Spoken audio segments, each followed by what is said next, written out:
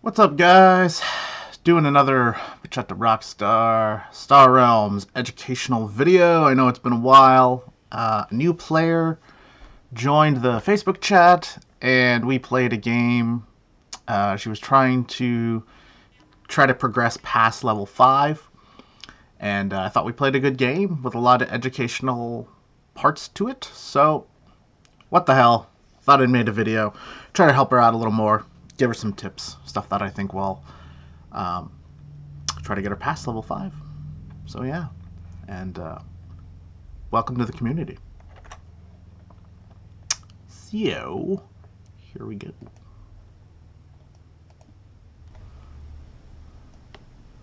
Alright, so first things first, she has, I forget the name of the gambit, but it lets you scrap 2 cards in hand. She scraps a Viper and a Scout and picks up a Trade Bot. Totally fine. I like Trade Bot a little bit better than Battle Bot.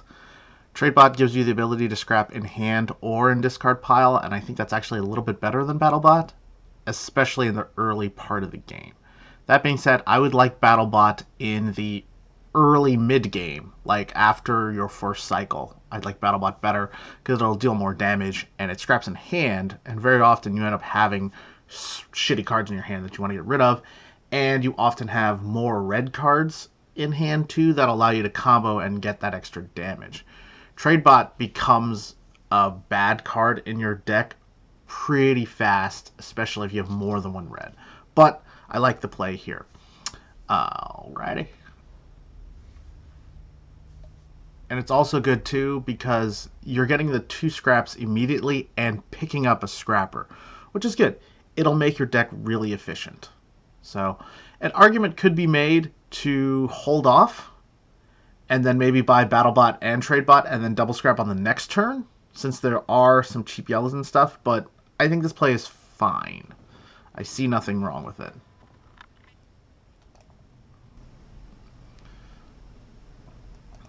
Good news is your Shirley picks up 5 big ones, so of course we're going to get the scrap because we cannot let her get ahead on scrap. She's already 2 ahead. So we're already behind, and we're behind the 8 ball already. This is fairly easy. Lancer's a great card. If she picks many bases, it becomes even better. It's a nice damage card. And then we pick up a bunch of blobs, and we already have our strategy at this point. Now, granted, I got pretty lucky, but my thinking was, since I was behind on scrap, in all likelihood, she was going to out-efficient me. I was already 2 cards behind, and we had 1-to-1 scrapper, but her scrapper was better than my scrapper. So my thought was, if we kill her before her deck becomes efficient, that's going to be our strategy for victory. Notice there are some defensive cards out there. There is the Battle Station and there is the Star Fortress, but they're too expensive. And quite frankly, I am not trying to pick up any more trade, or at least not more than maybe 1, because I don't want my deck to get any more bloated because I'm already less efficient than her deck is. And I don't know if you noticed here, but I've got 2 very aggressive gambits. I don't know the names off the top of my head. I believe this one's called Veteran Pilots, which makes my Vipers hit for 3. And then this one is like 3 damage, and then you can scrap it to get 2 damage and a card draw. So this is all firepower, right? So there's a lot of things that just send me towards aggro, aggro, aggro, aggro. And I'm going to want to prioritize damage above prioritizing trade. So that hand's over. Let's take a look what she does. She drops 5. So here's where I think the first kind of mistake is made.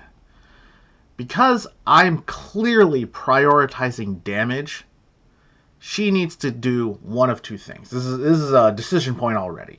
Okay, I've basically declared that I am going to go aggro. So, how are you going to beat aggro? Either you're going to defend yourself, get bases, get healing, get trade, and then hit back with damage, because I likely don't have damage and don't have protection. Aggro is very much an all-in strategy. Or you go aggro yourself, but you do it more efficiently than I do. So I think the correct play here is to either go Mech Cruiser or to go Battle Station Alliance Transport. So she's got Alliance Transport, but then... Okay, so she did go Battle Station. And that's fine. So the decision here is to play defensively and buy big cards, which is fine. Fine. It's a fairly standard strategy. The hard part is, though, is you're kind of relying on the deck. You're relying on the deck to give you enough defensive cards to override the aggressiveness of the opponent. So it's a bit of a gamble, but I think it's probably a good way. It's a good strategy to go if you don't want to just go with the Mech Cruiser and try to race me, i.e. try to get more damage than I do. So this is fine. So far, I don't have any problems with the choices she's made right now. I think they're probably slightly better plays, but that's something that's going to kind of come with experience and situational awareness. But I think all these plays are fine, and quite honestly, I could see myself making them more often than not. Okay. And I kind of get a little... Not unlucky, because I had 5 before, so this was going to happen. And just pick up the supply bot. This is fine. It's a little bit better than these other 2 cards, and I would be leaving trade on the table.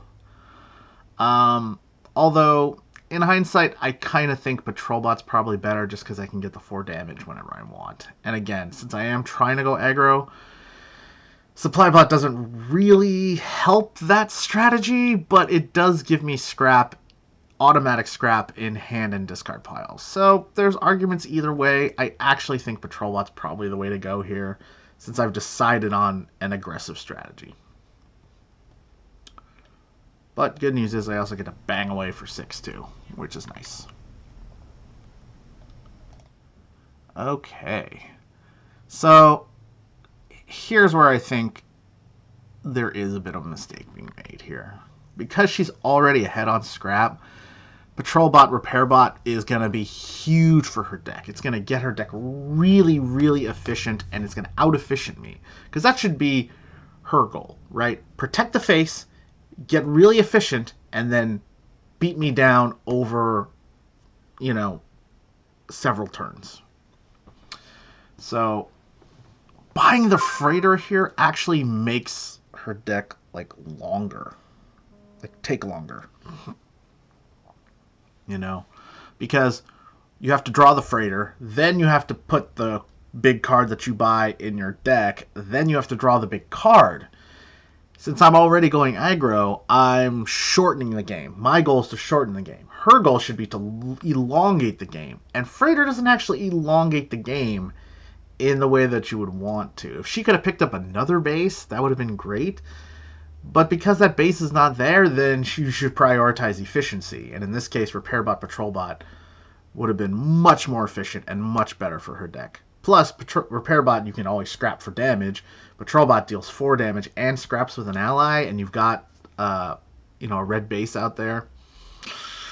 Yeah, I think this is the first, if you could call her initial plays mistakes, they'd be very nitpicky. I think this is the first, true mistake. Scrap in hand, kill the base. Now, some of you might be wondering, why am I scrapping and not getting the Mech Cruiser? Well, here's why. It's because she left me both of those scrappers. So now, I can catch up on efficiency, and I can get the damage. So all the things that I said before that she wanted to do, I'm going to do now. So my deck plan is slightly altered. It's going to be scrap like crazy, aggro her out. That's the plan. And I get to do that now.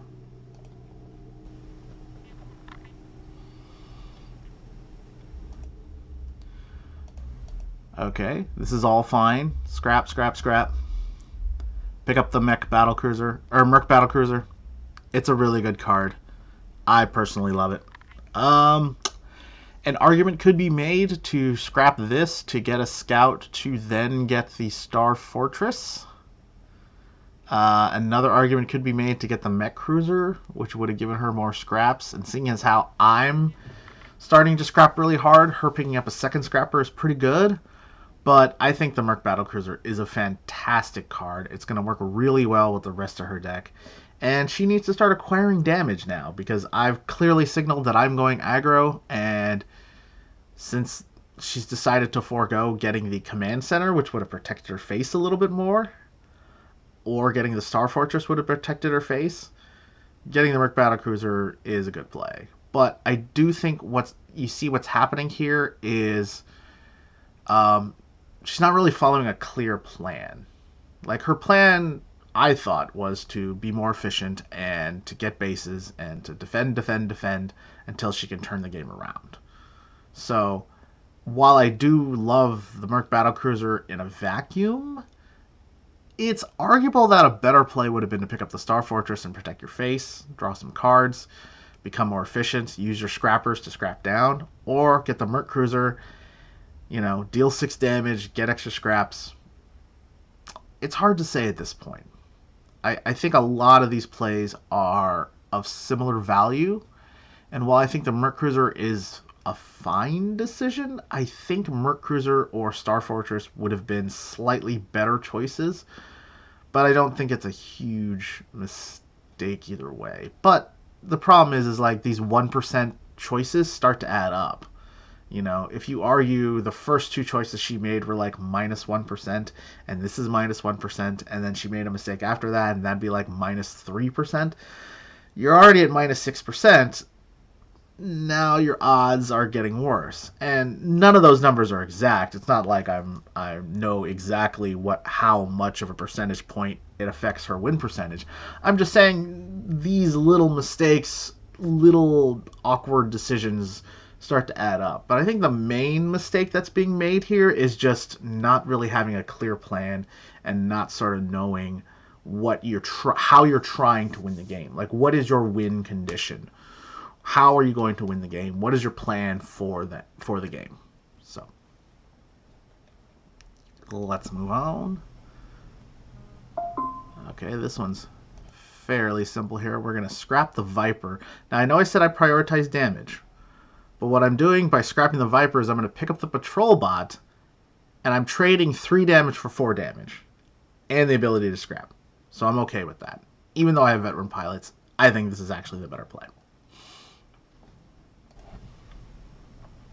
And I'm scrapping the Mech Cruiser because I believed that her route to victory was efficiency. And by getting rid of the Mech Cruiser, I'm getting rid of cards that allow her to be efficient and allow her to draw more damage. So this is fine, banging away. And notice we have a 12-point edge too in terms of damage. So she hasn't really acquired a lot of. She has damage in the deck, but the damage hasn't come to fruition yet. Whereas my damage has come to fruition because I bought a bunch of damage cards right away on the first turn, and now I'm starting to bear, they're starting to bear fruit now.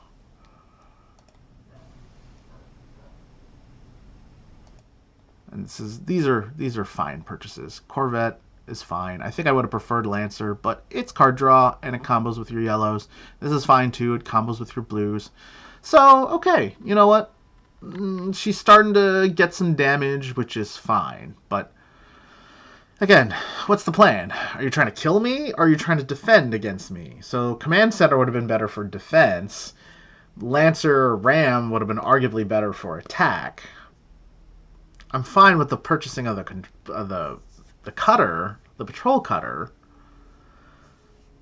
But I think I would have liked her to grab the Ram here, or if possible, could she have gone Lancer Corvette? Probably not. But yeah, I think just grabbing the Ram here would have been better, or the Lancer here would have been better. Again, it's a little hard to sort of see what the plan is, and when you don't really have a clear plan for the hand, oftentimes the person with the clearer plan is the one who's going to win. But again, I don't think these plays are bad per se. I just think there are slightly better plays that she could be making.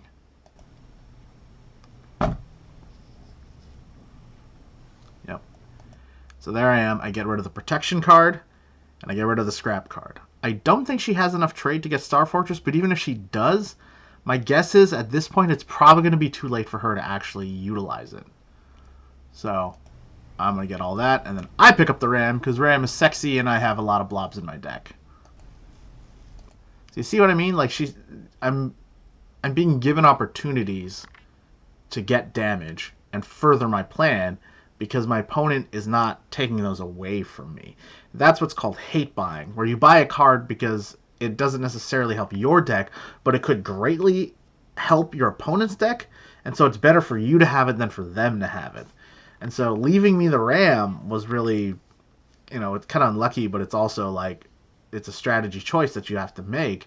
And I think keeping the Ram away from me would have been better because I have so many blobs in my deck already. And let's see what she does here. Okay, 5, 6, boom, 7. This is fine. Yeah, so this is a fine play. You have to do this. You got to get the Star Fortress. It is a better card than the Royal Readout. It protects for 6, and she's about to cycle 2, so that's good. This is good. This is a good play. I have no problems with this. Ooh. It's top deck a ship for Freighter. Ah, that would have been interesting. I wonder if she could have top decked a Lancer and still... No. Oh, okay. Yeah. You top deck the cargo launch. That's fine. Ah, now this is just unlucky. This also speaks to sort of play order when you're playing with events. When you're playing with events, you always want to make sure you do things one card at a time and do your purchases exactly. She got kind of unlucky here. Like, this isn't a play order thing, but it does speak to the importance of it. Make sure that if you're playing with events that you do everything step by step and you keep cards back to discard, or you keep cards back to potentially, combo with something else that if you do draw something crazy. This is tough. Yeah, and then boom, immediately 8 damage. Oh my god, 13 damage. No wonder. See, this sucks. It just sucks for her, And this is what I mean. Like, she definitely could have come back in this game. Like, if those events don't hit, I definitely think there was a very good chance of her coming back. Probably like 40%. But because of this just like smoosh. And so, like, the small errors in the beginning are now hugely impacted by this. Well, this is unfortunate.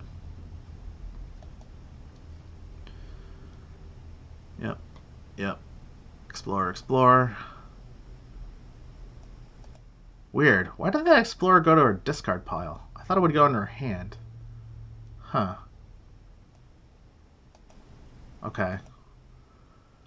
I think it's better to put it into your hand and then scrap it for damage, but that was weird. That might have been a glitch. Alright, let's back this up just a little bit. Here. Okay. Boom. So I scrapped the Fleet HQ. It's the only card that if she gets it could potentially beat me. The rest of these cards aren't high impact enough for me to care, so I'm only scrapping the one card. Colony Siege Ship comes out. I know she has blues. I know she can combo to pick it up, so I'm getting rid of that too. I do not want her to heal. I do not want her to strike back at me. I have to put the pedal to the metal at this point. See? Get rid of that Explorer. Deal the damage. Drop 13. Let's go. Oh, nope. We're going for the throat here. So now we're just using every single little bit of damage we can. We scrap the Spike Pod. We're scrapping to get 5 more damage to draw another card. Maybe go for the Killing Blow. Okay, we don't have enough. That's okay. But boom. This is why you try to get efficient and you try to get damage. Because sometimes you just get that one 20-point damage turn and then, you think you have a couple of turns on the other side and then it turns out you only have one turn. And a lot of times it's too late at that point. So, this is tough, Top decks the Star Fortress, like, you couldn't ask for more than that. But just doesn't have enough damage. And I have just enough for victory.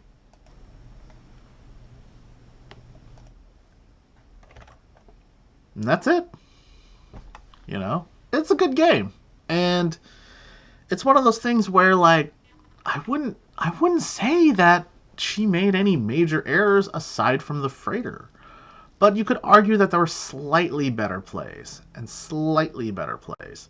And yeah, I got really lucky that she ended up taking 13 damage on events.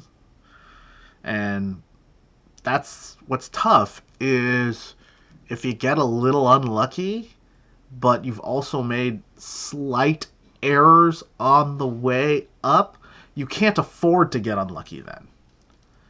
If you are making plays that put you ahead, and then you get unlucky, sometimes you can overcome that. And so those are sort of the things that separate really good players from good players, is making those card evaluations that just slightly edge and slightly add up over time. You know, we estimated she was probably a -7%, which means I would have 57% to win and she'd have 43% to win. 43% is still a very good chance to win. But then once those two events hit, boom, she probably went down to like 20, maybe less. So that's the thing, is when your life total gets low, when you've made slight errors before then, when your opponent is getting aggressive, you can't afford any mistakes. You can't afford to get unlucky. And that's what's really tough, is she kind of got put into a place where things needed to go perfect for her to win, and they didn't.